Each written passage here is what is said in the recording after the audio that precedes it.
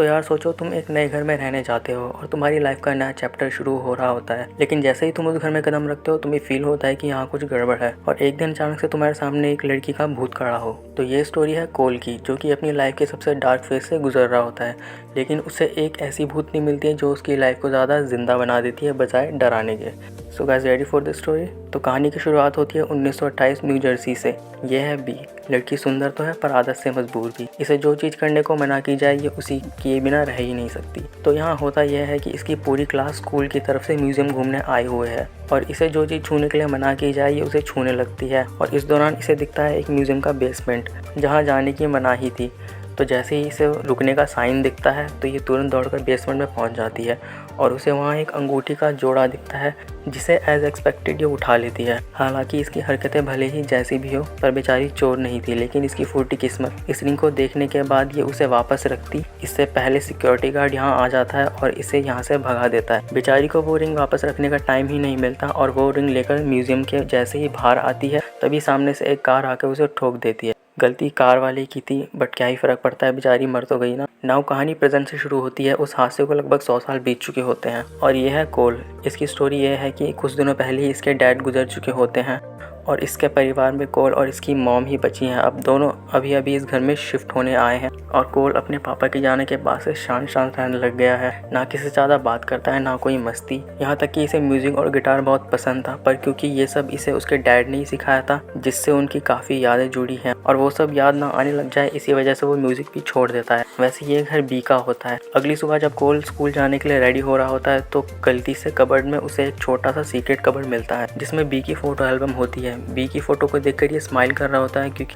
Of course वो सुंदर थी और ये सब भी देख रही होती है। अबे मत कर, ऐसा मत देख मुझे। पर बेचारी भूत थी तो ये उसे नहीं देख सकता था, पर इशारे के लिए भी बार बार एल्बम बंद कर रही थी। खैर आधी एल्बम के बाद जब कोल फोटो पलटता है तो बाकी के एल्बम खाली होती हैं और तभी उसमें से वही रिंग निकलती है जिससे मजबूरी में बी को चोरी करना पड़ा था। और जैसे ही कोल ये रिंग पहनता है बी इसके सामने आ जाती है। इसे देखकर ये डर जाता है और तुरंत रिंग उतार देता है, पर इसके भी लक्षण बी की तरह ही थे। ये वापस रिंग को पहन लेता है पर फिर जैसे ही ये सामने आती है ये तुरंत रिंग को वापस उतार देता है। इसे यकीन नहीं हो रहा होता है कि ये सच में हो रहा है, तो ये बार बार ऐसे ही करने लगता है जिससे बी इरिटेट हो जाती है। अगली बार जैसे ही रिंग वापस पहनता है तो बी इसे डांट देती है कि रुक, बात सुन पहले। पर ये भी कम नहीं थी। कोल इसकी बातें सुनने के लिए जैसे ही बैठता है, इतने सालों से तो ये भरी पड़ी थी, मतलब इसकी बातें सुनने के लिए कोई था ही नहीं। तो ये एक बार जो शुरू होती है फिर रुकने का नाम ही नहीं लेती। थोड़ी देर में ये अपनी बकबक से कोल का दिमाग खा जाती है। खैर अपनी कहानी सुनाने के बाद बी को लगता है कि ये उसकी बात समझेगा, पर पूरी कहानी सुनने के बाद ये खुद को ही पागल घोषित कर देता है कि बाप के जाने के बाद शायद उसका दिमाग ही खिसक गया है। पर उम्मीद करता है कि स्कूल से वापस आने के बाद सब ठीक हो जाएगा, बी उसे दिखना बंद हो जाएगी। आगे स्कूल में इसकी एक और दोस्त बनती है, उसे सामने से आके अप्रोच करती है दोस्ती के लिए, बट रियल लाइफ में शायद ऐसा नहीं होता।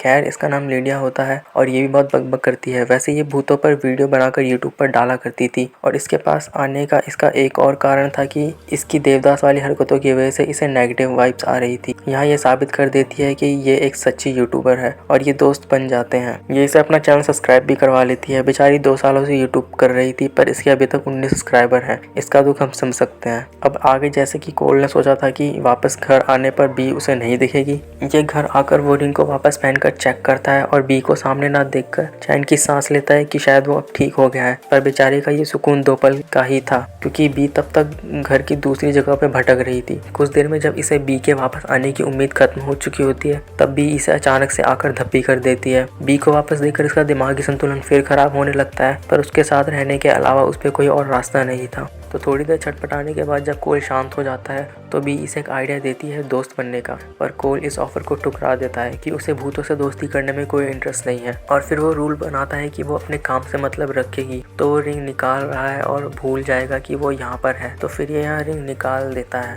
बेचारा भूल गया था कि ये पहला इंसान है जो बी को देख और सुन सकता था, तो बी इसे इतनी आसानी से कैसे छोड़ सकती थी।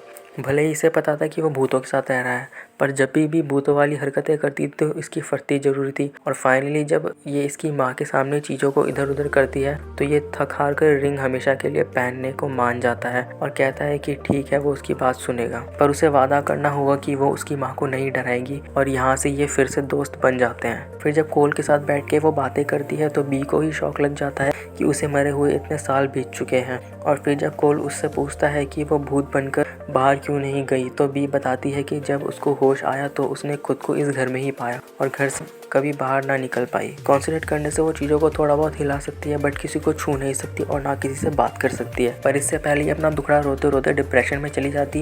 ये जैसे ही उसे इस घर से बाहर जाने वाली बात पर डेमो देती है कि देखो नहीं जा सकती मैं घर से बाहर, तभी इसका हाथ घर से बाहर चला जाता है। और ये देखकर पहले तो उसे शौक लगता है और फिर उसकी खुशी का ठिकाना नहीं था। और ऐसा क्यों हुआ ये सोचने पर ये कंक्लूजन पर पहुंचती है कि घर उसे बाहर जाने से नहीं रोक रहा था बल्कि ये अंगूठी रोक रही थी।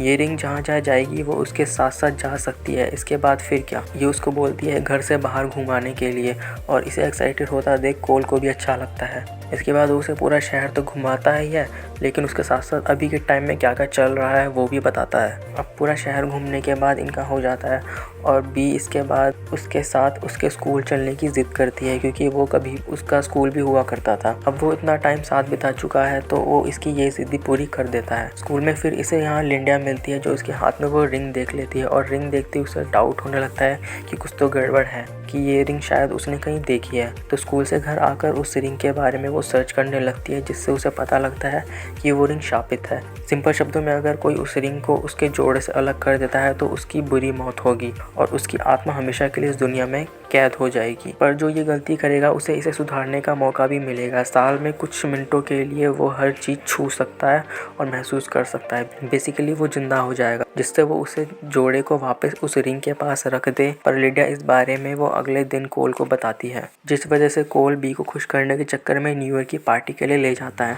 जहाँ पुराने ज़माने के डेकोरेशन का कॉन्सेप्ट था। पार्टी को देखकर बी खुश हो जाती है और इस दौरान वो जिंदा भी हो जाती है। कोल को लगता है कि ये कोई चमत्कार हो गया है और वो ऐसे ही रहेगी, तो इसकी खुशी में ये सारे टाइम एंजॉय करने लगते हैं और कोल को उससे प्यार भी हो जाता है, वैसे बी को भी हो जाता है और दोनों किस भी करते हैं। और जब टाइम ख़त्म होता है तो बी फिर से भूत बन जाती है।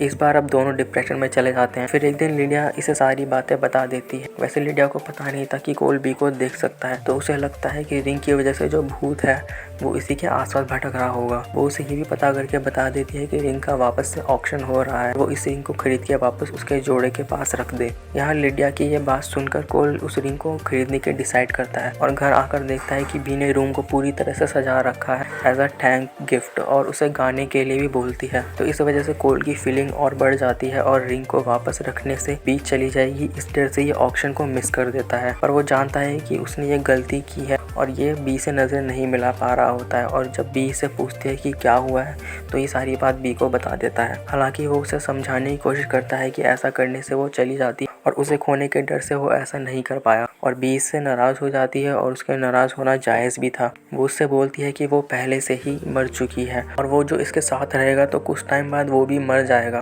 और वो ऐसे ही रह जाएगी और फिर से अकेली भटकेगी। बी की ये बातें सुनकर उसे शर्मिंदगी होती है और वो रिंग उतार के वहीं रख देता है और उसे स्कूल में ही छोड़ के घर आ जाता है। घर आकर जब ये अपनी मॉम को डैड के लिए रोते देखता है तो फाइनली उनसे जाके बात करता है, क्योंकि पहले ये बात करने से दूर भागता था। फिर इन सब इमोशनल बातों के बाद इसे रियलाइज़ होता है कि सबको एक दिन मर के चले ही जाना, तो उनके जाने से दुखी होने के बजाय उनके साथ बिताए अच्छी यादों को याद करके खुश रहा जाए। इसके बाद कोल म्यूजियम कॉल करके वापस रिंग के बारे में पूछता है तो उसे पता चलता है कि रिंग अभी भी म्यूजियम में ही है और वो कल उसके मालिक के पास डिलीवर करी जाएगी। और ये बात वो बी को बताने तुरंत स्कूल भागता है और यहाँ उसे लिडिया भी मिल जाती है जो बी से भी मिल चुकी थी जब कोल वो रिंग छोड़ के वहाँ से चला गया था। इसके बाद ये तीनों अब यहाँ से म्यूजियम भागते हैं और चुपके से अंदर जाकर रिंग को वापस रख देते हैं। और जैसे ही बोला गया था रिंग को वापस रखते ही आत्मा मुक्त हो जाएगी, बट ये ऐसा नहीं होता। वो स्वर्ग जाने के बजाय वापस उसी टाइम में पहुंच जाती है जब उसने उस रिंग को उठाया था और इस बार वो रिंग वापस रख देती है और जिससे उसका एक्सीडेंट भी नहीं होता। और प्रेजेंट टाइम में जब कोल बी की एल्बम खोलता है और देखता है जो पेज खाली थे वो भर चुके हैं, जिससे उसे पता चलता है कि बी ने अपनी बाकी ज़िंदगी